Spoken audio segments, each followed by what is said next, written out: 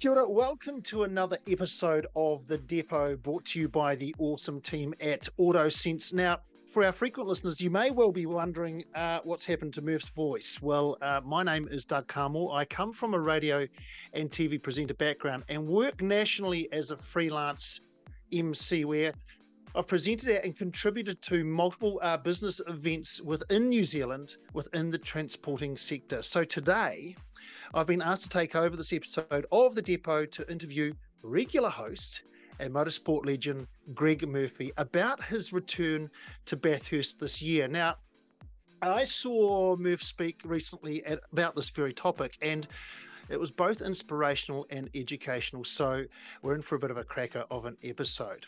What are we going to chat about? Well, how he came to return to Bathurst, how he got both physically and mentally fit after 8 years away from professional racing.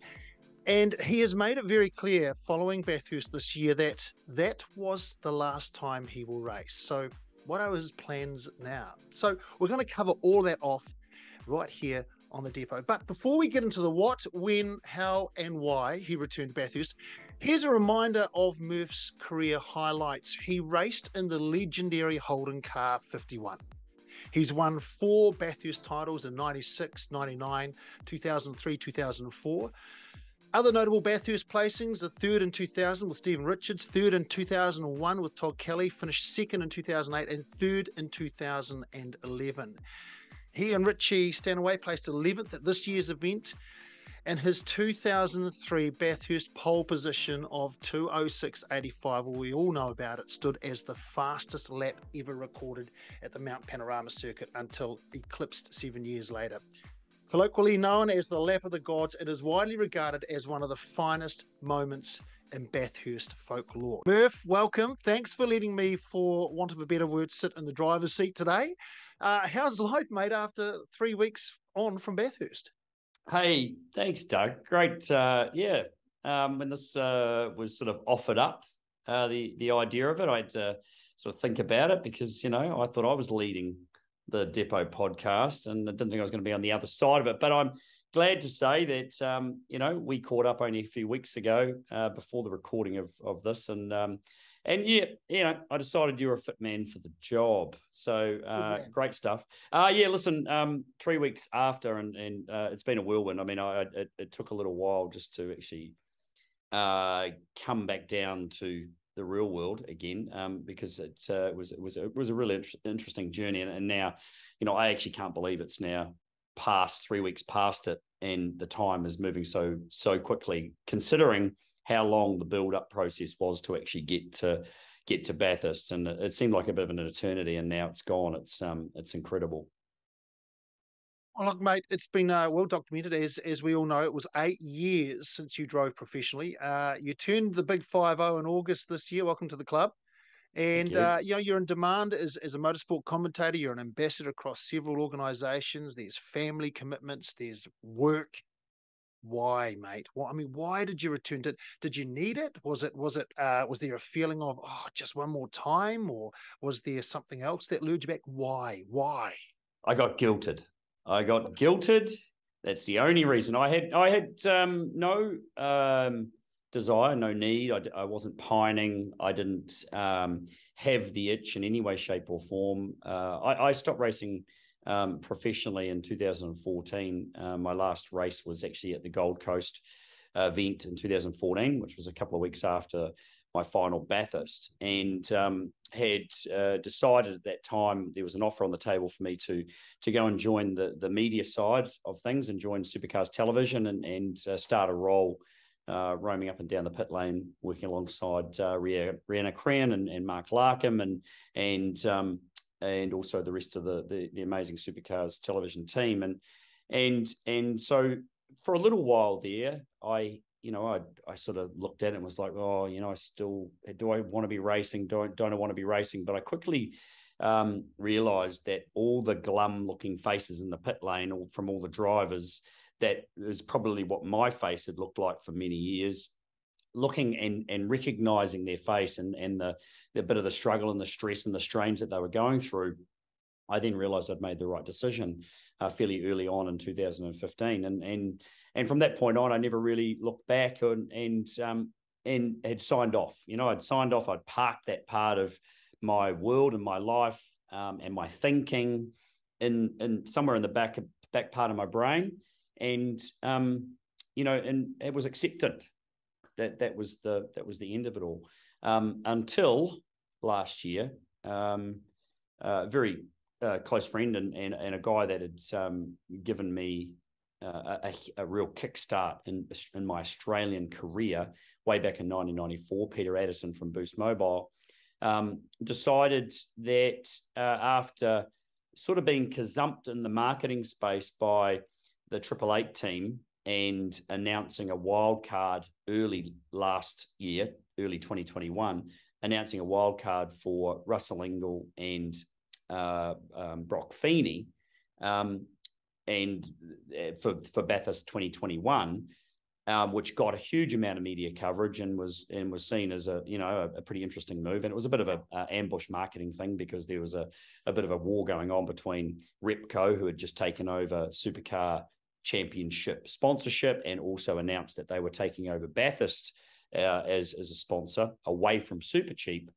Supercheap had seen this as an opportunity to do a bit of their own ambushing, and it was received pretty well. So it was quite clever in that respect. But what it did was sort of heightened Peter Addison's sort of perky little ears, and he's like, "That's the kind of thing I do. They shouldn't be able to get away with this." So he threw out on social media an idea. I reckon the wildcard's a great idea. Well done to them, but I reckon we should bring back Murph and Richie Stanaway in a wildcard car. Did you know about that happening? No. So that was he ambush marketed me and Richie Stanaway. So he decided just to throw that, because that's what he does. He does things and then thinks about it later, which is one of his lovable, characterisms. So he did this, threw it out there, and I was I think I was at home at the time. My son Cormac comes in, because all these teenagers are on social media endlessly, and he comes in and says, "Oh, you never said anything about this." And I'm like, "Said anything about what?" And he goes, "Oh, doing a wild card at Bathurst." And I said, "Well, I haven't said anything about it because it's not happening." And then he showed me the post, and it was like, "Oh my God." Anyway, and then not long after that, the phone rang, and it was him, and it comes up. And I didn't answer it the first time. I was like, I do not want to be engaged in this ridiculous idea. Anyway, that was May last year. We're October 2022, and it's happened. So you didn't want to engage in that conversation, but what was the tipping point there? The tipping point was the guilting. So he, listen, I say that it was part of it, but Richie Stanaway is a very talented race car driver.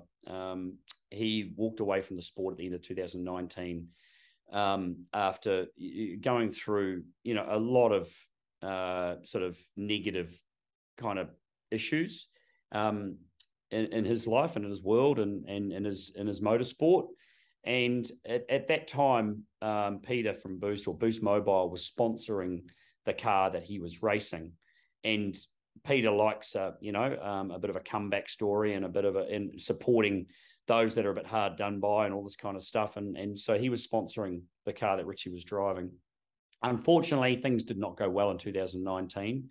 And at the end of it, Richie walked away, disappeared into hiding effectively back here in New Zealand, and gave away his motorsport career, which was incredibly tough for him, and mentally very, very tough. He was going through some real challenges around his life, which had only ever been motorsport, really.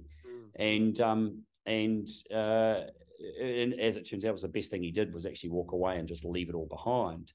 And so Pete really was keen to try and get him back in a car. He wanted to, really showcase his skill and bring him back. And so this was all part of his plan, that the two of us would do it together. And I'd been sort of, reasonably close to Richie through the 2 years he spent full time in supercars, and saw the challenges that he was going through and how difficult it was. And and wanted to see him in a better environment that was going to showcase his skills. So effectively, at the end of it all, the guilting, the bribery, whatever, and the corruption and all that stuff was part of me going, but the story was too good to pass up in respect of collaborating to put a young race car driver with the X factor back in a car to showcase his skills, and we achieved that this year.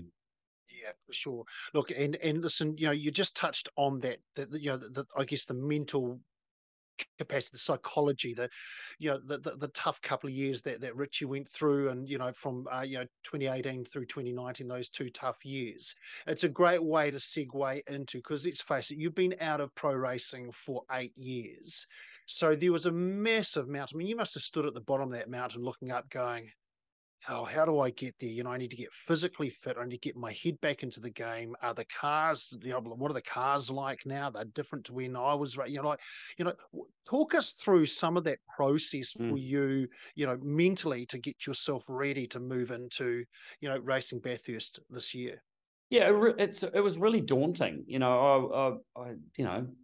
Sort of when we did actually say yes, I was straight away going, oh, what have I done? What am I thinking, trying to, pretend that this is going to go well? It was quite scary, but you do things and you look at the timeline and you go, okay, you made the decision in May. We announced it right at the beginning of June. It's like, okay, I've got June, July, August, September. I've got 4 months to get my shit together and get back in the gym and get physically ready and all this kind of stuff. Anyway, not long after we did that, we announced it, things started to unravel again with the big C. The old spicy coughs bloody, came back with a vengeance and another variant. And then we all shut down again, and then began actually quite a torturous period, because we had this plan in place and we needed to do our testing and we needed to do this and this, and then the date for Bathurst got shifted, and it gave us more time, but we still were not seeing really the ability to actually be able to prepare properly by going to Australia, driving the car. I mean, it wasn't just me and Richie, it was the team, it was the Erebus Motorsport crew who were putting this whole thing together and building a car, and it was just monumentous. And it actually really got to me, and I would say Richie too, towards the sort of end of 2021, when it was almost 99.9% certain we weren't going to be able to make it, and it wasn't going to happen. So but it was still the grind, and there was so much chat going on, and there was desperation and all sorts of stuff from lots of different angles to try and get us over there, and that actually became really, really tough, and it actually got me quite down. And it was a bit of a struggle. I actually ended up talking to a few people. Had a long conversation with Jay Reeves and Duncan Hyde on the Rock, because they're big into mental health and stuff. And I actually realised that I was actually having a bit of a struggle with all this, and it was all, I think it was also the COVID thing, and as it was affecting a lot of people. But I had a bit of a moment there as well. And the best thing that happened was that it got cut. We finally made a decision to bail from actually trying to make 2021 happen. And it was the best thing that happened for sure, because it gave me more of a chance to actually get fully prepared. 4 months really wasn't going to be long enough to squeeze everything in. The physical side, I hadn't been going to the gym for years. I'm never a fan of it, never enjoyed it. I've been doing quite a lot of cycling, and I was actually quite fit last year in a cardio sense, because I've been doing quite a lot of mountain biking with some mates, but I hadn't done a lot of gym stuff. So getting back into that side of it was pretty interesting, but it was key. Fortunately, I had 2 mates that decided they wanted to come and train with me, and that motivational side, last year in late 40s, 49 I was last year, and getting motivated was really, really important. So we motivated each other and pushed each other and went, going to the gym, and it was actually a really, really great thing to be doing for our physical stuff, but also for our mental stuff. And so we were doing a lot of strength training, also some cardio stuff, but a real, really good program that was varied, focusing on so many different different parts of it, but isolating it around what's required and when you're driving a race car as well. So that was really good. And then being able to actually just get back into that this year, once we announced that the wild card was going to go again for 2022, really get focused and get stuck into it again was awesome. And it paid off. Like it wasn't just being physical, in good physical shape but it was the mental side, knowing you'd done the work. So turning up and getting in the car for the test sessions and feeling really strong and not feeling fatigued and at any moment, when I drove the car through the testing and the pre runs to Bathurst, I got out of it and felt great. And that mentally, you're like, hey man, I've done the work. I started to feel more like I deserved to be doing it.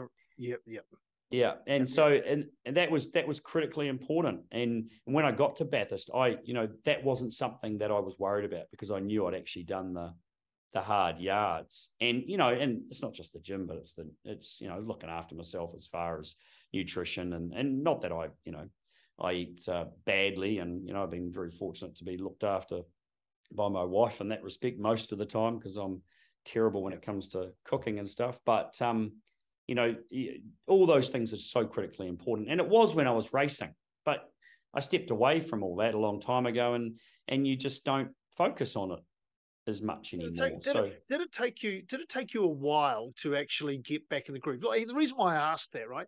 Look, it's really interesting that you're talking about, because you're balancing, your training program, your fitness program, some nutrition, as you say, you got your mental training inside that. There's a raft of things when you're playing at that absolute elite level, right? Yeah. If I take that back to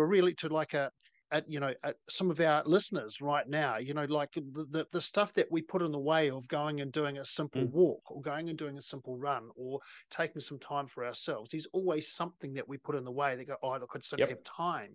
How did you manage that? I mean, talk us through what maybe a standard day would have looked like, or a week might have looked like for you as you're really leading into that peak period of heading over.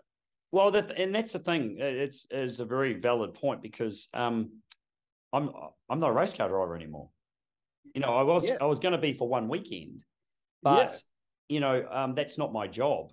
I don't have a contract with a race team to pay me to be a race car driver, and so I've got other things to do. I do my work with AutoSense, and I do my work with lots of other partners, and I do Sky Speed on every for 40 weeks a year.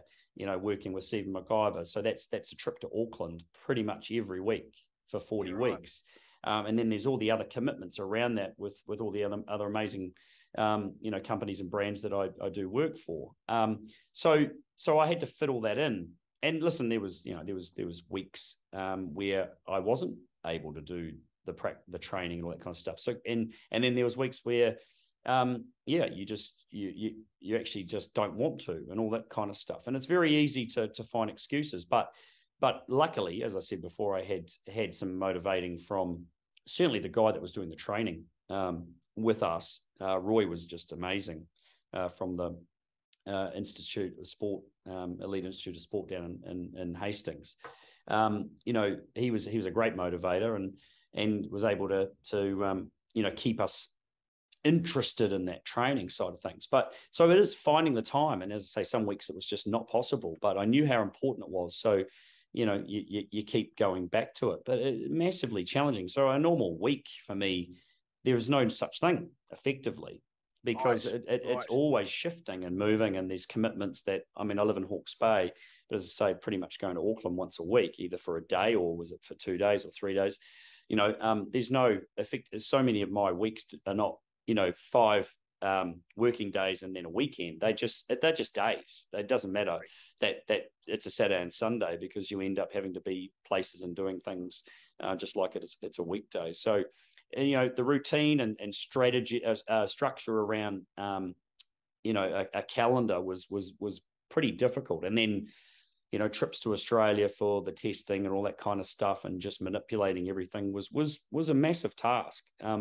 Much not much bigger than I thought it was going to be. I knew it was going to be big, but it just was, in some cases, was too much, because, you know, the focus that you did need to be looking at around pretending to be a race car driver for one weekend, you know, was massively challenging when there was so much other stuff that I was prioritizing, right? Because I had to.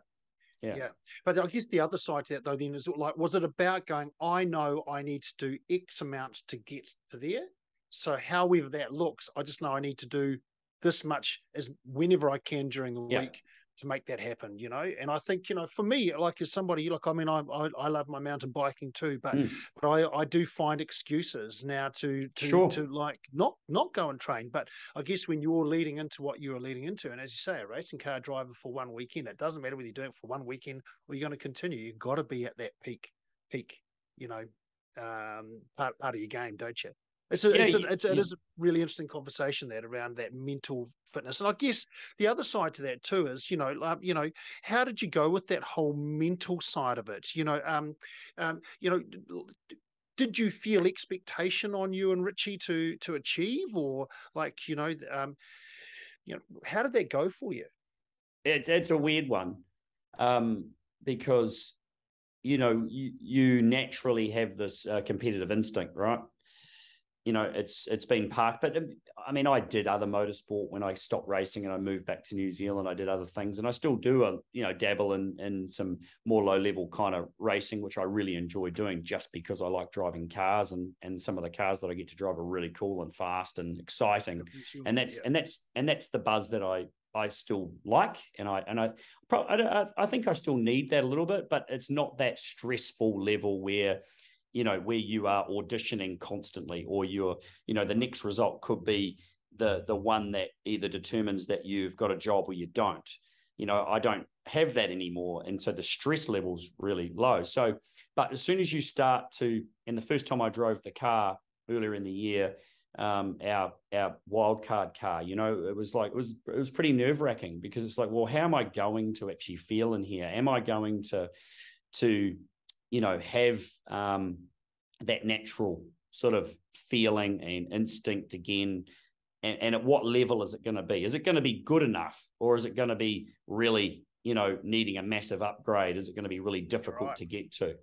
And so getting that out of the way, getting the first day out of the way, or getting in the car for the first time was a big relief. You know, it had been so much talk and so much chatter. So, you know, the mental side of things was like, you know, everyone's talking about it, but we haven't actually done anything yet. Haven't actually driven the car, and that's really, at the end of the day, is the bit that determines, you know, if it's a fail or not.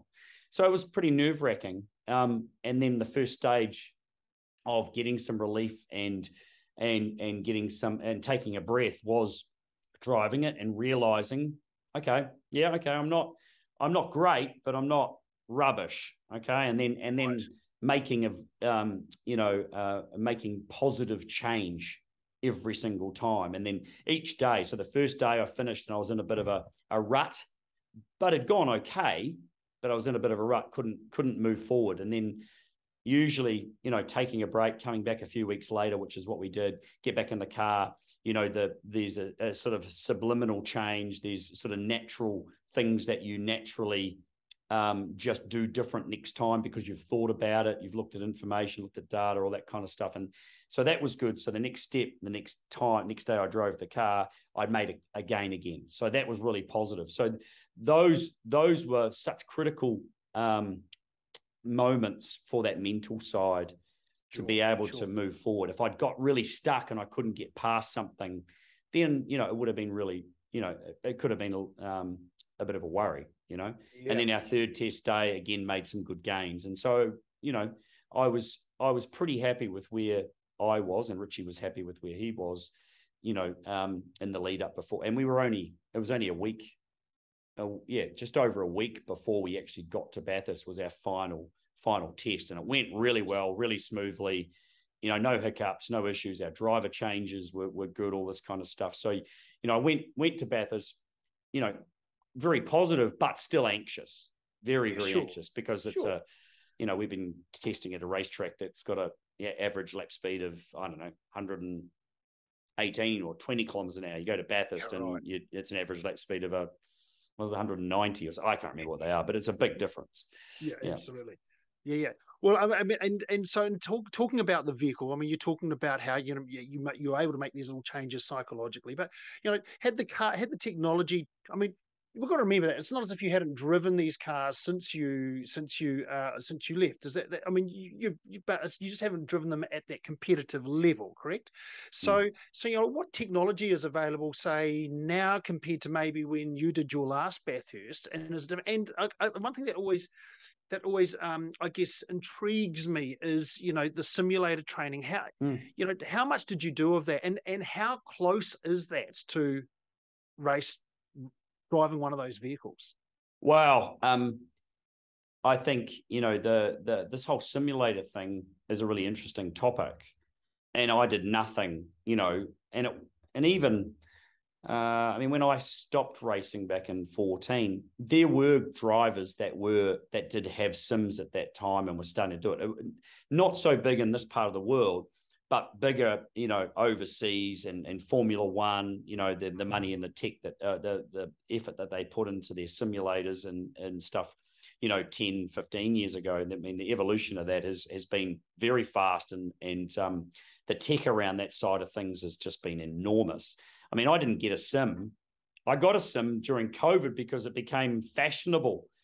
Everybody was getting sims, and all of a sudden, they had the E-series for supercars, and everyone's got a sim. And so I ended up bloody going silly and spending way too much money on a sim too, which I hardly used this year in preparation for going to Bathurst. None of it really made any sense. But that is a huge part of the success of a lot of the race car drivers that are at the top of their game. Shane Van Gisbergen, for example, he's been using a sim for a very long time, and there's no question it's part of his repertoire and part of why he is so accurate and so consistent in his performance at the high level. Scott McLaughlin was an early adopter of a sim in this part of the world, and there's lots of other guys too, which wasn't part of me, wasn't part of how I trained, or wasn't part of what my routines were. As when I was coming to the end of my career, a sim was not part of that at all. But now it's almost an everyday for many of the drivers that are out there to hone and just keep sharp, and it's a mental thing more so than anything else, because it's that concentration, it's that repetition, it's delivering high performance just all the time. And that's what the sim does really, really well. It allows a driver to jump in something that's very accurate in many, many ways. You don't get the seat of the pants, but you get the ability to be able to be precise with the way you drive the car, your braking, your steering inputs, your throttle, your gear shifts, all that kind of stuff. It's very accurate. So it's a critical part these days. And Richie is incredibly sharp on a sim. He's done a lot of competitions, and I have no doubt that is part of why he is as good as he is at driving a race car. And I'm okay on one, but I'm certainly, I can see the benefit, but again, because of the fact that I'm not a race car driver sitting around focused on driving and physical stuff and blah, blah, blah, blah. I struggled to actually, like you're talking about before, sometimes you go, oh, I've got a bit of time, but I'll go and do something else, Mm-hmm. And I also sort of felt guilty going and sitting in my sim for 3 or 4 hours in a day, thinking I should really be doing something else that's maybe not more beneficial, but maybe a bit more productive for the majority of the day that I, and the things I do during a day. So that's a big shift. That tech is huge, but obviously that tech and sim technology is moving into so many more aspects of our lives, depending on what you do, and obviously we're very aware of how important driving simulators are in the transport industry. They're massively useful tools. And I think the more that stuff is utilized by companies for their drivers, the more people will understand how handy and how useful it is to upskill their drivers and do refreshers, right? In an environment that's, it might be more difficult to be out on the road doing it. You can do it on a sim for specific kinds of areas that you're focused on. And, every person that does drive a vehicle on the road out there needs to be doing refreshers on a more regular basis. And that's part of the problem, is why we've got such horrible statistics when it comes to injury and death on our roads, because people aren't up to the levels they need to be when it comes to the skills to operate these vehicles. And now it's coming through into, other machinery and forklifts and diggers and all this kind of stuff. It's a great way to get and keep in tune and keep up to date with techniques and that kind of stuff. So that's really, really critical.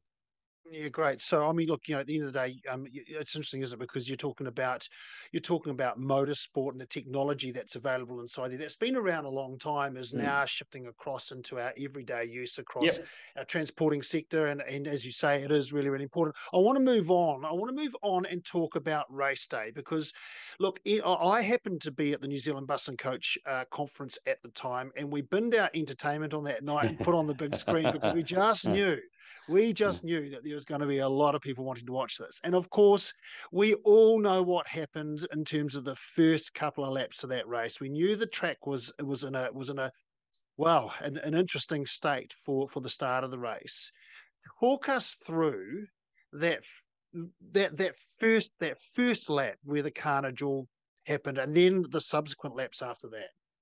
Yeah. Well, first and foremost, strategy plays a big part on the outcome of this race. So getting the right strategy is really important.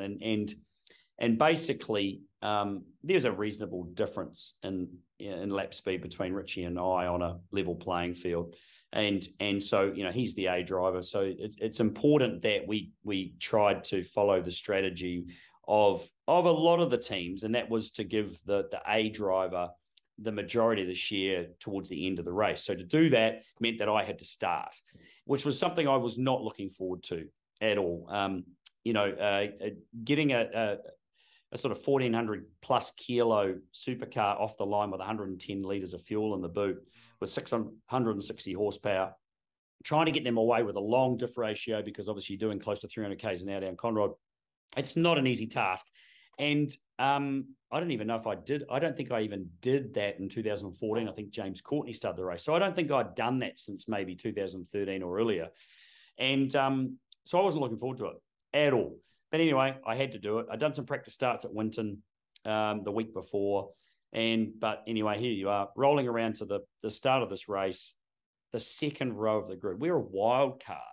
We have just, upset the apple cart like you wouldn't believe, taken a spot away in the top 10 from a lot of other cars that probably should have been there, because Richie went and qualified on Friday, inside the 10. And and just, again, set everybody's tongues wagging and just highlighted, why he should be racing full-time in the championship.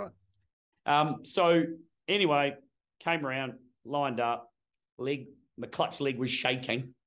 And I got the car off the line. Wasn't a bad start, and got into turn one. I think I had my nose in front of for second at that point. My mate Fabian Coulthard, who had told me before the start of the race that he wasn't going to run me wide into the mud and the water, ran me wide into the mud and the water. We haven't actually had a chat about that yet. And sideways, and anyway, got going. Wasn't too bad. I think we were sitting in fourth, and then straight away safety car. So it was actually a little bit of a relief and an opportunity to actually take a breath at that stage. And, but, we got to look at the circuit, and it was very challenging. But it was just good to get away and be unscathed into the first day. And that was all set. There was a lot of that set up by the fact that we were so far up the front of the group. So, that was just amazing, really. So would it be fair to say, because there's been a lot of commentary around this, right? That, with all due respect, being one of the elder statesmen on the track at the time, Greg. Facts are facts, mate. Facts are facts. There was a lot of lads and a lot of drivers out there that were really vying for, as you said earlier, auditioning for a spot, right? Yeah. Would it be fair that they would probably just a little too gung ho right at the start of that, and it created some of that havoc? Could have they sort of been a little bit, I guess, a little bit easier on the throttle and just sort of take things a little bit easier through that first lap to let things settle down a little bit? Yeah, absolutely, and that can even be said for Jamie Whincup. I mean, he was involved in that first lap situation that caused the first safety car. He was involved in that as well, and I mean, he's been around that place and won that race, and is one of the all-time greats of the sport, and yet he was still in a situation where he got caught up, and I would suspect, I think, probably one of the causes of that first safety car, but. And that I thought about that a lot when it happened, and a lot of that comes down to the teams as well, not giving the proper commentary to their drivers just to remind them, fellas, just if we lose a couple of spots, don't worry about it. Just take it easy. Everyone just take it easy. This is 1,000 kilometers. I think it was like everyone had forgotten. And it just went out the window. One thing that was very powerful for me was that I think I would have been the only driver in the field, certainly who started the race, the only driver that started the race that was actually prepared to go backwards and, as in lose positions. Yeah. I was, because I expected it. And so I was more relaxed about it. It's like, if I get past, I get past. There's no stress.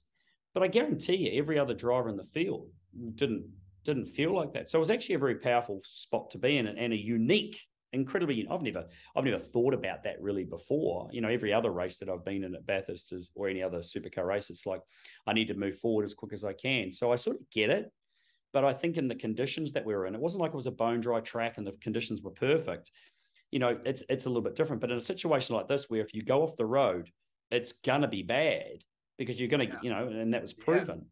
I don't think that was managed very well by any team manager or any engineer in the field. So, wow. And I made decisions to ensure that I lowered the risk, whereas there was plenty of driving going on out there that was high risk. That if the tiniest little thing went wrong, you were going to be in trouble, and that was proven, unfortunately, for poor Zane Goddard, who had a judgment error, and I was sort of a part of it because he was passing me at the time, and it was just a decision that he'd made. Listen, as drivers, you make decisions early. You've got a plan. He didn't just come down there and go, right, oh, geez, I'll have a crack at Murph. He'd made that plan earlier to do that move. It's just that it was harder, and he probably didn't expect it to be as a difficult pass as what it was. And he went off the road. And I feel for him in a big way. I mean, he made a mistake, and this is a part of the world that is just so horrid and unacceptable these days, is what happens with the use of social media. And, he's a race car driver. He's a very good driver. He's a great young man. And he's been targeted and attacked by people sitting behind computers who have no understanding of what it's like to drive at Bathurst. And he has been absolutely hit with just really horrible stuff that is unacceptable. And it's damaging him as a person, and he doesn't deserve that, regardless of the fact that he was involved in and instigated a crash that put a lot of people out of that race. That no one deserves to have that. At the end of the day, it's just a car race.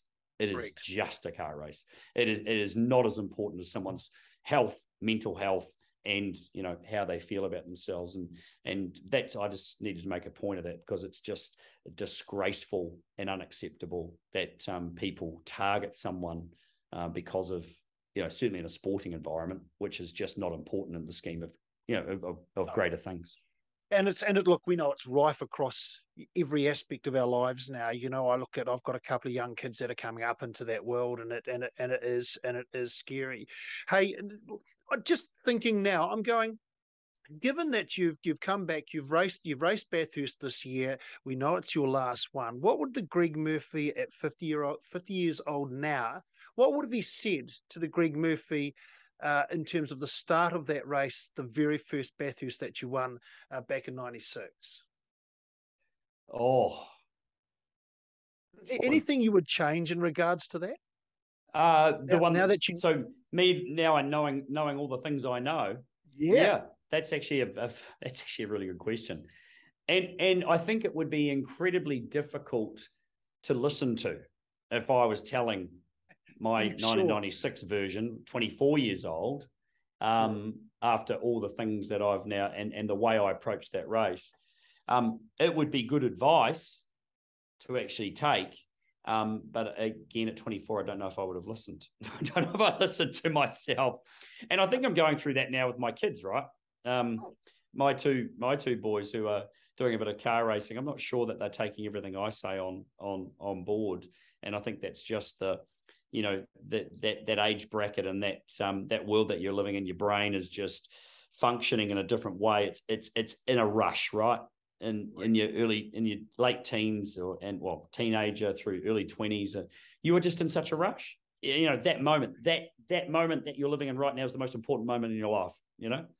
So I understand how difficult it can be to actually change or listen and take things on like that. But I would try and give myself that advice, just to you relax, believe in yourself, that you can do this, and don't be in such a hurry sometimes, because you sometimes when you put yourself in that space, you don't make the right decisions, right?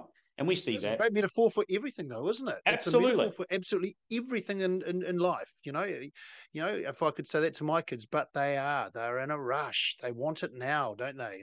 But it's about assessing risk, right? It's and mitigating it. And actually understanding it and referencing to so many things we do that we just pass off as no risk, right? And motorsport is seen as risky. It's not risky. It is just not. It compared to everyday life of driving out the driveway in the morning, or riding out on your push bike or your motorbike, or going to work, and the things that people do every day, and falling into that category of doing things robotically, doing automatically, because of the routines that you fall into. Those are far more risky. I mean, I get in a race car, again, driving that car the other day at Bathurst, and you're 290 something kilometers an hour down Conrod. Whatever. It's not, it was a buzz.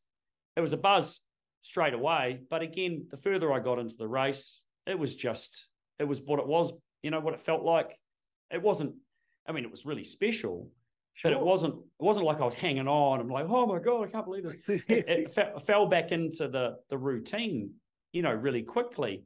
And I didn't get in that car at any stage, either in the testing or going to Bathurst, and have any qualms about what I was going to do.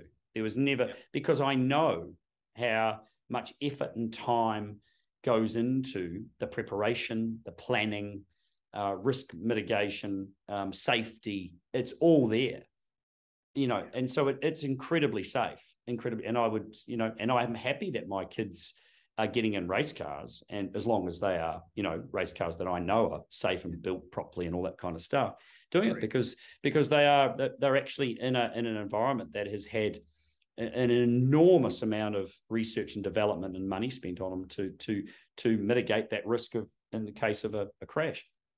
200 k's an hour, I'd be more than happy to, any day of the week in a supercar, have a shunt 230 kilometers an hour, have a crash, than I would having a 50 kilometer hour crash in any vehicle out there on mainstream New Zealand roads.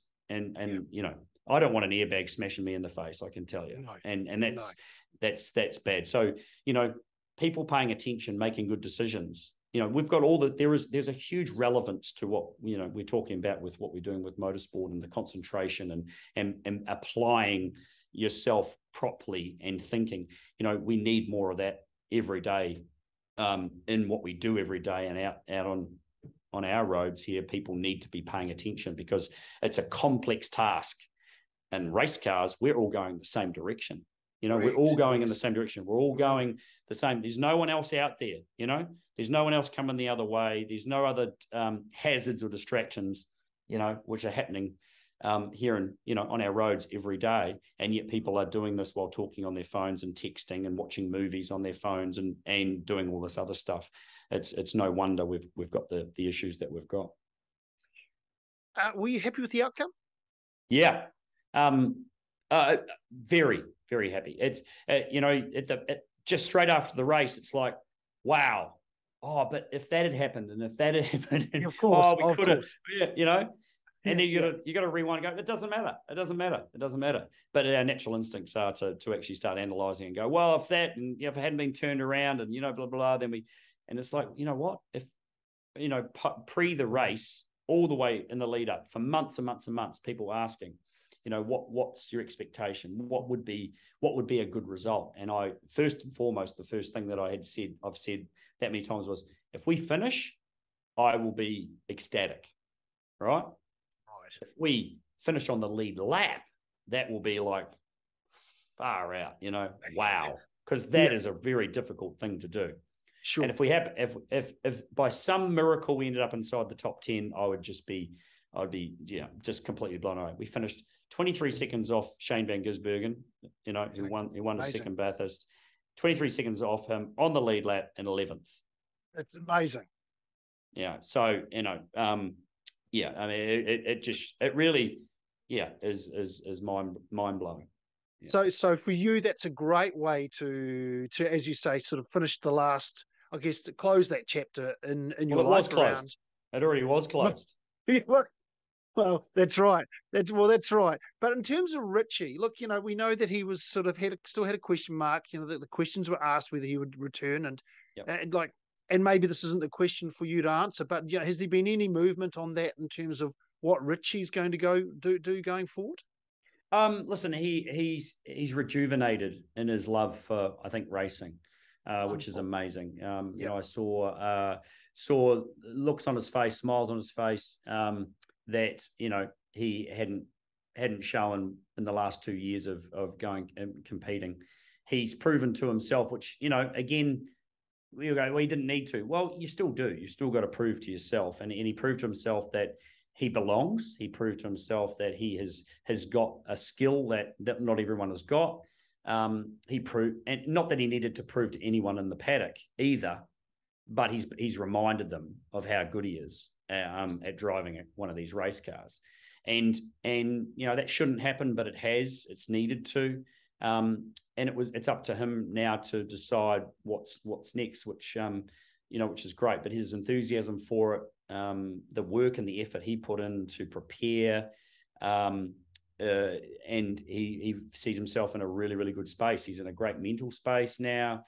A lot of challenges have moved on, and it's exciting, and it's going to be exciting to watch. Now there's some options out there currently, and hopefully there's going to be one or two more, and then it'll be up to him to make his decision on what he actually wants to do. But at the end of the day, it needs to be with an organisation that's going to allow him to exploit every single part of this inbuilt set of skills. Yeah. That's a watch the space situation, isn't it? Because it's look. Hey, look, I'm going to sort of jump here. I was lucky enough to be a part of Transporting New Zealand's conference back. We're going back sort of about 4 weeks ago in Invercargill. Great conference it was too. We did a Q&A session. There was lots of chat around. We know that we have an aging workforce in terms of truck drivers throughout New Zealand. We know there's not a lot of female truck drivers, although there's a big push to change that, which is very, very exciting in itself. But we also know that in a lot of cases, our truck drivers aren't necessarily looking after themselves in terms of their fitness, their good sleep. We know they do long hours. Given what you've just gone through to get to Bathurst, and you're a busy person too, and we know that you had a training regime that you couldn't always keep those sorts of hours that allowed you to have a really honed in training regime that was, I'm going to get up at 6 o'clock and do that, and I'm going to do X, Y, Z. What do you think needs to happen in terms of our industry around helping these drivers, because I think there's a certain amount that we as employers can do to help them. And I know there's a lot of great employers out there that are doing that at the moment around keeping them fit. But there was a gentleman that spoke about how he's got a gentleman that is overweight, and his condition isn't good. He's one of his key truck drivers, and he tried to sit down and have a conversation with him about his mental health and about his physical well-being, and this gentleman just didn't want to engage. Like, how do we actually get across to our workforce that this is such an important part of your job, is to stay mentally and physically fit? How do we do that? It's a huge challenge, obviously, and there's a culture, right? And we've talked in, I think, a number of our episodes of the Depot to a lot of industry professionals about this problem. And there's a perception too. Truck driving's got this perception around it, and she's the singlet wearing, bloody stubby wearing, with the work boots on, and and we're tough and we're rough, and it's just, and it's changing, it's evolving, but it's a continuous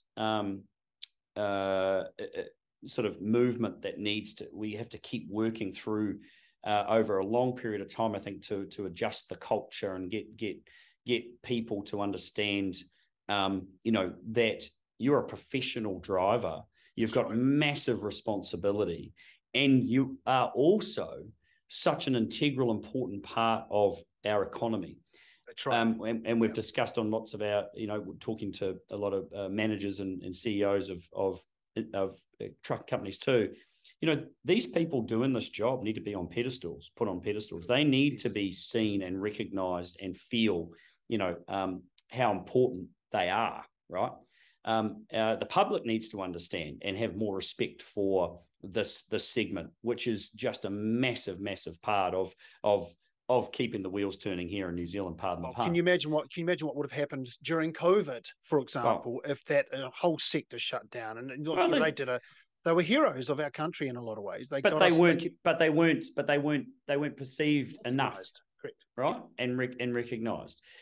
So I think we are making change. I think there's a lot of information. There's a lot of companies that are doing a much better job. The focus too for all these amazing men and women driving these trucks and doing the job they're doing. They need to know that also that there's nothing more important than themselves and getting themselves home at the end of a shift. Nothing. And we've talked a lot about that as well. This has become a real sort of a statement, right, for a lot of companies in the space. But it's a fact. And no one should ever feel that they are under that much pressure, that they have to do something that they know is not right and make that decision to drive or do something that is going to put themselves at risk. There's nothing. And these days, it's unacceptable to feel that is pressure that you've got. So, that needs to be first and foremost in everybody's mind, that, if you end up, not being able to make a delivery because of, or get somewhere where you need to be because of a whole lot of factors that were outside your control, then that's just the way it is. We will still continue to move on. The pressure in New Zealand and around the world now to have next day, have in an hour, have tomorrow, have next week, because we just we're consuming out of control, is ridiculous. It's absolutely ridiculous. 7 days trading, it's just, all this stuff is just putting pressure on everybody, the entire workforce. And it's wrong. We are doing it absolutely wrong. We need to all be actually living more and enjoying life rather than, being put under pressure just to work constantly. And we've all got to improve in that space. Yeah, we talk about balance a lot, don't we? About balance, but for me, it's just not many life, people have got it. They don't. But it's about just going, look, what actually is going to make me happy? Is it about balance? It's about going, I want to spend some time with my family, and I know I need to work. I work to live. I don't live to work. It's all those sorts of things that we know comes true. Hey, look, I know we're going to need to wrap up very, very shortly, but I do want to ask you this, mate. And I did ask you this when we caught up a few weeks ago. you've signed off, and so what now? I mean, what now? I mean, we know that you have a lot of, you're involved in, obviously you're broadcasting, and you've got, you're ambassador of lots of different things. But, what's the next big focus for Greg Murphy? It's I suppose something I feel very thankful for is that there's ever changing sort of landscape, I suppose, for me in many respects. I only do things that I actually enjoy doing, and only work with people that I think I'm going to enjoy working with, and I'm very fortunate in that respect. Peter Adderton at the moment from Boost Mobile has got big plans for motorsport with supercars in the future, and he keeps telling the world without telling me that I'm going to have something to do with that. So who knows where that will be. Yeah. I didn't have intentions of being back involved in the supercar paddock in any way, but I keep getting asked to do various bits and pieces here and there, and that's very humbling. But I do enjoy being here in New Zealand and not doing the Trans-Tasman travel as much. But who knows if it's the right thing and it's exciting and it sort of I look at it and go, I can add value, or I can be a part of that and offer something. Then so be it. We'll take it one step at a time. But there's so much to do here. I advocate very strongly for change in road safety, and it's something that really grinds my gears and upsets me in many ways because of the lack of knowledge in that area from a governance perspective. Seeing wastage and seeing not just in money but in lives through things that I look at and go, this just should not be happening, and there's ways to change that will improve this, but it's not happening. That drives me to continue to strive to get some change and talk to more people so that they can understand it. There's a lot to do in that space amongst a whole lot of other stuff. So it's I see that just continuing and evolving, and as long as I'm working with like-minded individuals in various different spaces, then there'll be the chance to hopefully get that change happening. And it's not about recognition. It's about actually seeing things get better where people are benefiting from it. And my focus is transport and road safety in that space. Other people are focused on lots of other areas that are really important, that are looking to achieve similar kind of outcomes.